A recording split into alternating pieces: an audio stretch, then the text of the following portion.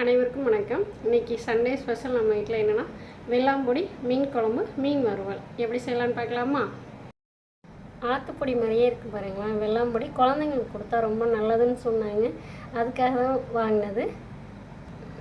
பக்கத்து வீட்டுக்காரவங்க அதிரம்பட்டினம் போனவங்க அவங்களுக்கு வாங்கும்போது எனக்கும் சேர்த்து வாங்கிட்டு வந்தாங்க. சொல்லியிருந்தேன் நீங்கள் வாங்கும்போது எங்களுக்கு சேர்த்து வாங்கிட்டு வாங்கன்னு, அது இந்த வாட்டி வாங்கி கொடுத்தாங்க.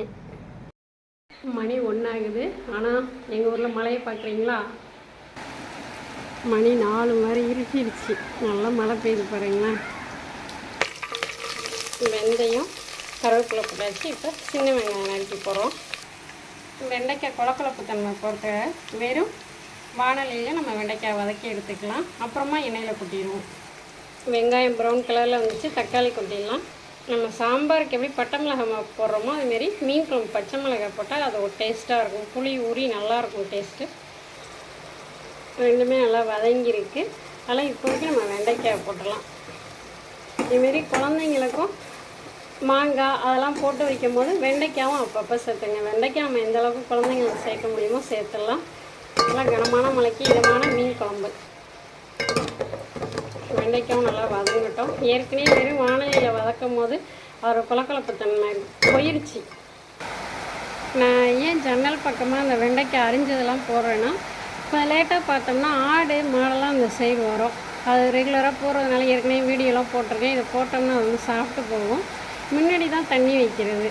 பின்னாடி வந்து சில ஆடுங்க இந்த சைடு வேறு சைடில் உள்ள ஆடுங்கள்லாம் வரும் பாருங்களா. அந்த பின்னாடி ஒரு தெரு இருக்குது. அங்கேருந்து வர ஆடுங்களாம் இதை சாப்பிடுவோம். அதுக்காக தான் போடுறது. நான் இதை நல்லா வதங்கின வாசமே நல்லா வருது. இப்போ நம்ம தண்ணி புளிக்கரைசன தண்ணியை ஊற்றிடலாம்.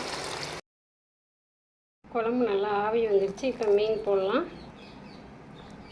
அந்த ஒரு மாதிரி ஆடை படைஞ்ச மாதிரி வந்தோன்னே மீனை கொட்டிடலாம். பசங்களுக்கு எப்பயுமே நம்ம ஒரே வகையான மீன் வாங்கி கொடுக்காம இதுமாரி டிஃப்ரெண்ட்டாக மீன் வாங்கி சமைச்சு கொடுத்து பார்க்கலாம். ஏன்னா பழக்கப்படுத்திடணும். சின்ன குழந்தையிலேருந்தே பழக்கப்படுத்துங்கன்னு தான் நான் சொல்லிகிட்டு இருக்கேன். சில பேர் வீட்டில் இன்னும் அந்த பிரச்சனை இருக்குது, அந்த மீன் சாப்பிட மாட்டேன் இந்த மீன் சாப்பிட மாட்டேன்னு. அதனால் இதுமாரி பழக்கப்படுத்திங்க இப்போ எல்லா மீனையுமே. சுவையான வெள்ளாம்பொடி மீன் குழம்பு ரெடி ஆகிடுச்சு. குழம்புல போட்டாலும் ஒயிட்டாகவே இருக்குது. அதனால தான் வெள்ளாம்பொடின்னு நேம் வச்சுட்டாங்க போல். இங்கே பாருங்களேன், நல்லா இருக்குது. டேஸ்ட்டாக இருந்துச்சு. ஒன்று எடுத்து சாப்பிட்டு பார்த்தேன். சாப்பாடு சுட சுட இருக்குது. நீங்களும் இதுமாரி குழந்தைங்களுக்கு இப்போயே ட்ரை பண்ணுங்கள். இப்போ நான் ஏன் மீன் வரைக்கலைன்னா, ஸ்டார்டிங்கில் சொன்னேன் மீன் பொரியல் மீன் குழம்புனா மீன் பொரியல் பண்ண முடியல. பசங்க அக்கா வீட்டுக்கு போயிருக்காங்க. சரி வந்தானே சேர்த்து செய்யலான்னு சொல்லிட்டு செய்யலைன்னா. இந்த வீடியோ பிடிச்சிருந்தா லைக் பண்ணுங்கள், ஷேர் பண்ணுங்கள், சப்ஸ்கிரைப் பண்ணுங்கள். நீங்கள் ஆதரவு தந்தீங்கன்னா எனக்கு ரொம்ப ஹெல்ப்ஃபுல்லாக இருக்கும்.